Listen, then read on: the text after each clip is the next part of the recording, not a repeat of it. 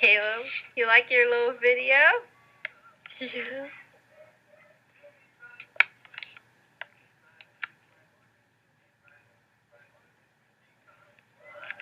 Woo, woo. Caleb, woo, woo. Results of a new study presented this week at the annual meeting of the Radiological Society of North America in Chicago shows that playing violent video games measurably alters the regions of the brain associated with cognitive function.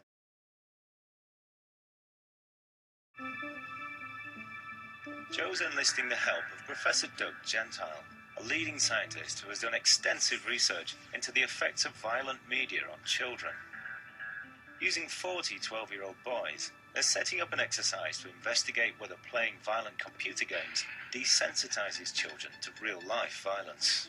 The kids have a very special word for a game that doesn't affect them. What do they call it? They call it boring. To start off, the boys will play 12-rated computer games for 20 minutes. Half will play a violent first-person war game, and the other half a non-violent football game. Begin to play your video games until you hear me say stop. All 40 boys will have their heart rates monitored to test how their bodies react. Everyone's heart rate goes up just playing the game. Yeah. Playing the game is exciting. And that's true for a violent game or a non-violent game.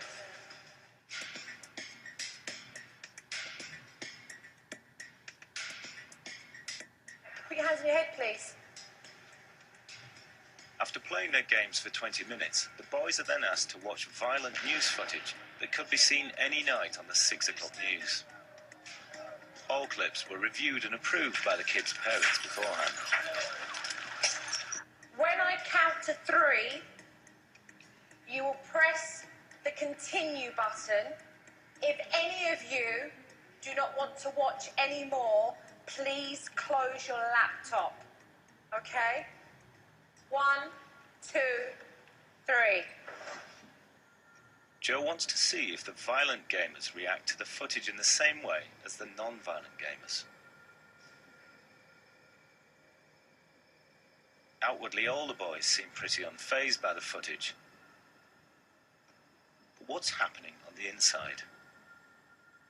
What are we seeing when we're looking at the heart rates here?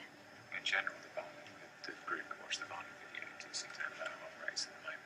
The ones that watch the violent. The lowest ones with the violent. The boys' heart rates reveal their different responses. Normally, when you see real-life violence, your heart rate goes up. But if you're desensitized, your heart rate stays the same.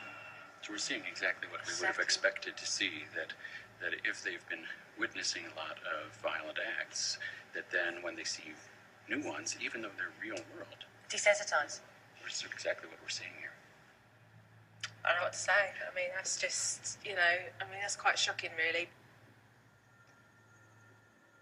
In response to watching the news footage, the heart rates of the boys who played the non-violent football game increased to an average of 99 beats per minute. But the boys who played the violent war game showed no reaction. Their heart rates remained virtually unchanged at 88. Shockingly, just 20 minutes of violent gaming was enough to desensitize the boys.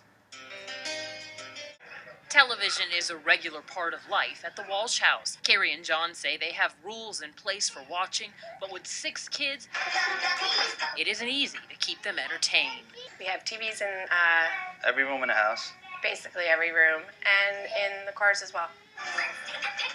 But two new studies in the journal Pediatrics say that TV could affect a child's behavior. New Zealand researchers looked at about 1,000 children and found the more TV children watch, the more antisocial and aggressive they can become. It also means really more depression, more anxiety, more keeping to oneself. Pediatricians are concerned not just about how much time kids are spending in front of the TV, but also about what types of shows they're watching. In the second study, U.S. researchers found preschool-aged children can imitate what they see on TV. A lot of children's programming, even though it's children's programming, still shows a lot of violence. The American Academy of Pediatrics suggests children older than 2 should watch less than 2 hours of TV a day, and that kids younger than 2 shouldn't watch any TV at all. The Walshes have trained their children so they know what not to watch. They all shout at the same time. We're not allowed to watch that.